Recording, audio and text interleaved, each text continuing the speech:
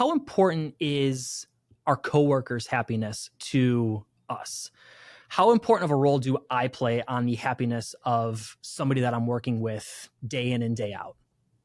I love that you've asked this because I think a lot of people miss this point of happiness. And I personally, although I work in this space and I've written a book in this space, I do blame a little bit the self-help industry because the Okay. self-help industry is very focused on happiness as an individualized construct.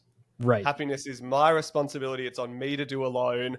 Right. If I want to be happier, I need to work on it personally, which there are elements of truth to that. I'm a big believer that at the end of the day, everyone's happiness is their personal responsibility. And we can't control other people's happiness or force happiness upon others. But boy, oh boy, can we influence happiness in others. And what we know from the research is it's actually the best way to go about creating happiness in a sustainable way. So I now try to share with people this notion that happiness may start within, but it's nourished and cultivated collectively. It's nourished and cultivated communally, in the sense of community, together. And so what we know from the research around that, which really excites me because when I started my company, BU Happiness College, 8 years ago, I set this insane vision of, okay, we're here to grow global happiness. Now, we're a small team based out of Australia. And I'm going, how are we going to shape the happiness of the planet on our own? Right? And then I was doing all this deep dive into the literature around something called the contagion effect or the ripple effect of happiness. What I found is when people intentionally work on their happiness skills or their human skills or soft skills, when people intentionally learn them and get better at them, not only do they become happier, there is a measurable impact to the happiness of those around them. And there was a study that came out of one of the Scandinavian countries that said that impact could be measured to 3 degrees of separation. So I want to put that in context of work. If you work on your happiness skills and you feel that you're feeling better at work and you're thriving more effectively, your teammate's wife's sister is going to have a noticeable and measurable impact on her happiness levels. That is how contagious our emotions are. And we've all felt it. You go into a workplace and everyone's feeling well that day, it's contagious. You pick up on it. You go in and someone's not feeling great, you pick up on it, right? We have this ability to spread a ripple effect. We already are spreading a ripple effect. Every day you go to work, you are spreading a ripple effect to the people you interact with. My invitation to people listening to this conversation is, how intentional are you about making sure that is a positive ripple effect that you can be proud of? Is the negative ripple effect as strong as the positive? Is it 3 degrees of separation if I come into work and I'm fired up because I was stuck in traffic? People are mean mugging me on the way. I come in and you can feel when someone has negative energy, right? And that's sort of very contagious in a room. Is that to the extent of positive ripple effect, or where does that sort of end? I don't know the data around the degree of ripple effect with it, but what I do know is in some ways it's more memorable. So we all have something in our brain called the negative cognitive bias, which is just our brain is more likely to remember and hold on to difficult things. If 10 things go well in your work week this week and one thing goes horribly, what's the one that we stay up at the end of the day remembering? The one that went horribly. And that's good in a way. It's a survival mechanism. Like our brain evolved to be able to look for threat. The problem is a lot of us are now only focusing on the bad in the world, and that gets magnified. Like we see this in the media, we see this in social media, like the bad gets magnified, the good gets 100%. Overlooked. And so 100%. What we know from positive psychology is there is this ratio, they call it the golden ratio of whether someone will feel good at work. Because the reality is you're not going to be happy every moment, every day at work. Not every moment's going to go well. Not every job is going to be placed. Not every candidate's going to be stoked. This is just the reality of work. And so what they recommend doing is kind of looking at your work week or maybe the last month and jotting down in a spreadsheet. And you can do this, just jot down a bit of paper. What's the minutiae of your work? Like, what do you actually do day by day? And get as much down as possible. Your client calls, client meetings, like follow up, sending documentation, like write it all down. And then go through and go, what are the tasks that give me energy and that give me a sense of happiness in some degree? So it might be happiness expressed as contentment. It might be happiness as accomplishment. It might be happiness as joy or as pride. Like there's all these different forms of happiness. Yeah. So notice them first, color them green. Then go, what are the tasks that are just part of my job and part of my role? I don't lose energy to them, but I don't really gain energy to them. They need to be done. They're yellows. So they're net neutral.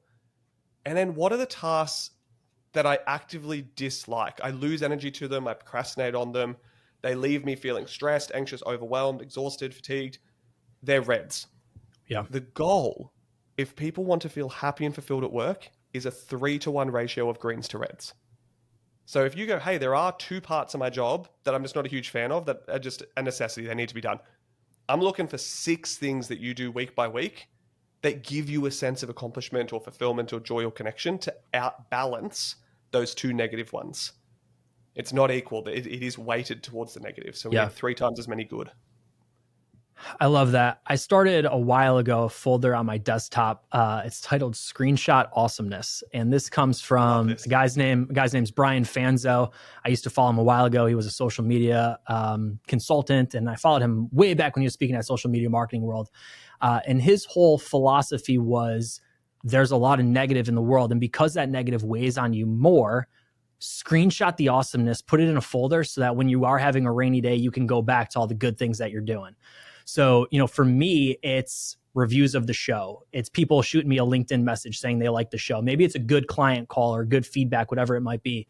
Maybe every now and again, I'll drop a picture of me and my family into that folder, whatever it might be. Just something that I can screenshot that awesomeness at that particular moment. And I could say, you know what? Wow. Because yes, 1,000 emails a day, 15 phone calls, whatever it might be. Yes, there are good things, but there's also bad things that go in every single day. And there's no way around that. Right. And if it's the 3-to-1 ratio, I can get behind that. But for me personally, it's having that on my desktop to say, listen, it's been a tough morning. We're going to have tough mornings. We can't get around that. But let's take just 3 to 5 minutes to reflect back on the success that we had in January, feel good about that, sit in that for a minute, and then let's restart and keep going. I love this. I call that, we do a similar thing with all our members at the college. We call it create a win wall. Like, what is your wall of wins that you can go back to and look at to remind yourself of things that you're capable of? Because what we get a lot of people who come to the college who are naturally sort of that high achiever drive. They're really good at setting the next goal and the next target. I imagine you see this a bit in the staffing and recruiting industry as well, that very high achiever, type A, all or nothing perfectionistic sort of personality. And it astonishes me how quickly people of that sort of personality, and I fall into that a little bit myself, can reach things that they wished for years. They're like, that's the goal. That's the milestone. Oh my God, we're going to get there. And then we get there and we celebrate for all of 2 minutes?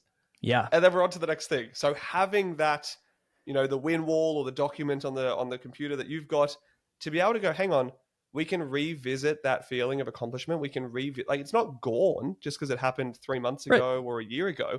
We can tap back into that. Why is it so hard for us to sit in our happiness and sit in our success?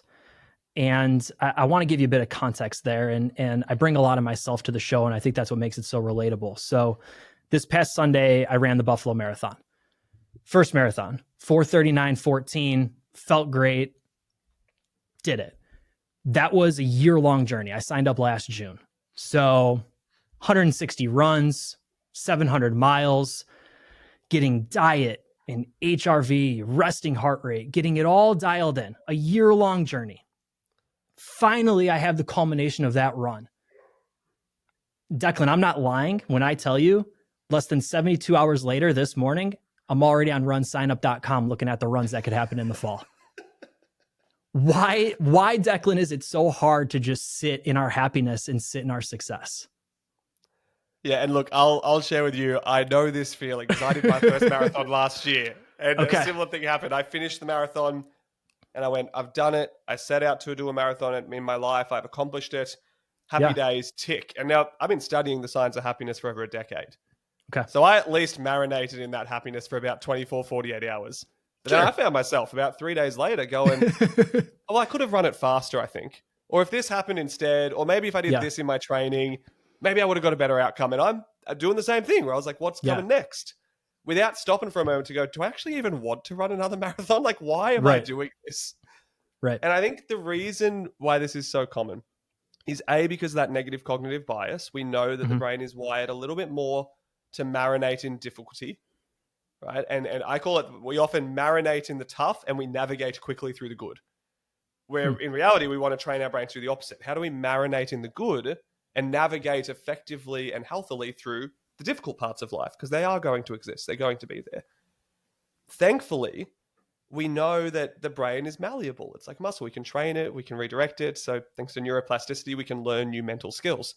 So gratitude practice and savoring are two of the best skills to retrain the brain to be able to actually appreciate when things go well and not just zip through them really quickly.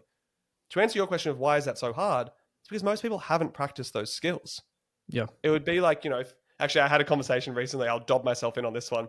I had a conversation recently with someone, and they know that my whole ethos is happiness is a skill, which means you need to work at it, learn it, practice it. You're going to suck at it for a while, and then you'll get better and better and better.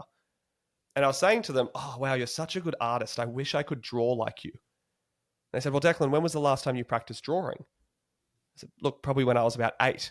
And they said, okay, so you're a man in his 30s who draws like an 8-year-old. And I went, yeah, you're right. And they went, why are you expecting anything otherwise if you haven't practiced since you were 8? Right. And I went, oh, shoot, you're correct on this. Like the reason it's so hard and I'm quote unquote not a good artist or not good at drawing is I haven't practiced it for decades. So when I say to people, hey, how often are you practicing? And when I say practice, intentional, conscious practice, gratitude, appreciation, savoring the good moments, sitting in it, mindfulness, and being able to stay present rather than racing ahead. The vast majority of people go, never? Like, have I ever practiced that intentionally? Okay, so maybe this is your invitation. There's probably some people listening to this now going, oh yeah, that's me. I'm in that bucket. Cool. So now's your chance to start practicing those things. And over time, you'll get better at them because I don't know, as far as I know, unless anyone's figured out a way to reverse time, the next 10 years of our lives are going to pass no matter what. And you can either spend that 10 years getting a lot better at the skills that lead to happiness and success or not. 10 years is going to pass either way.